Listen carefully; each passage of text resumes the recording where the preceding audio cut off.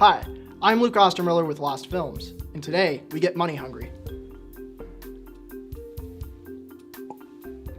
Like a bunch of real assholes. Striking.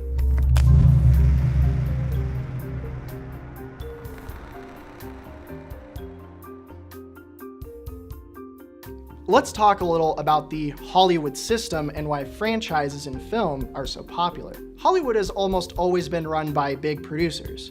The producers we were talking about here aren't exactly your traditional film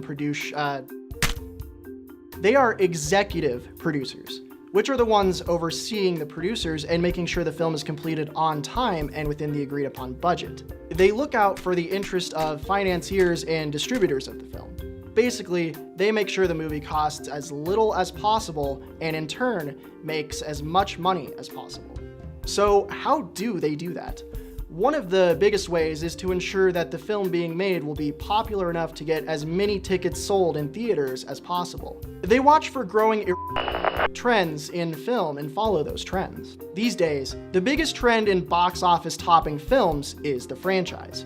General audiences are much more likely to see a film if it's something that is familiar to them. On top of that, most franchise films open up countless possibilities for collectibles, apparel, memorabilia, and toy lines, which will also boost the profit of the film. Making a franchise film is not a guaranteed success, but a studio is much more likely to bet on a franchise film than something original. This chart, you guys are assholes.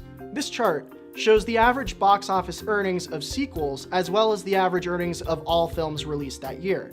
You can see why banking on something like a sequel would be a much safer bet than an original film.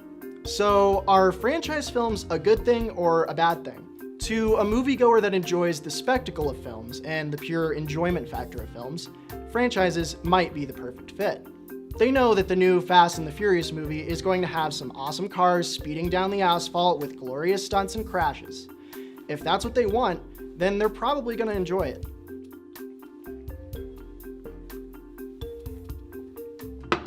However, for those of us that truly enjoy film as a medium of art, where story, cinematography, acting, editing, and so on are all to be taken seriously and tell us something about the human condition, then maybe the new Fast and the Furious movie will come across as a huge disappointment, which it was. That movie honestly sucked ass, and I need to take a shot to forget about it. If an executive producer is looking out purely for money interests, which most of them in Hollywood do, then they won't allow time for creative heads to work out every single shot choice or story beat. Hollywood is a business after all.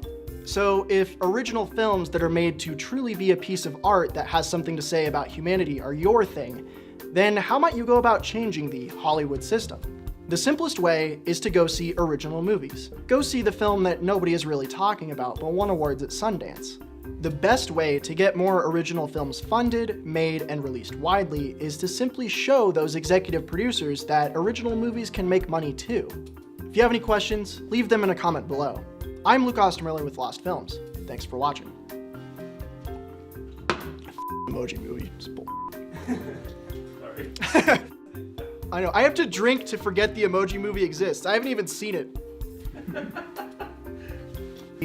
Your traditional film. If an executive producer is purely. We're drinking on set. If you look at this asshole here, you can see the resemblance between Adrian and the butthole. I can't control my cycle. I know, but then I thought I didn't, and then I was like, oh, I do. Okay. Oh, I didn't say that on camera, did I?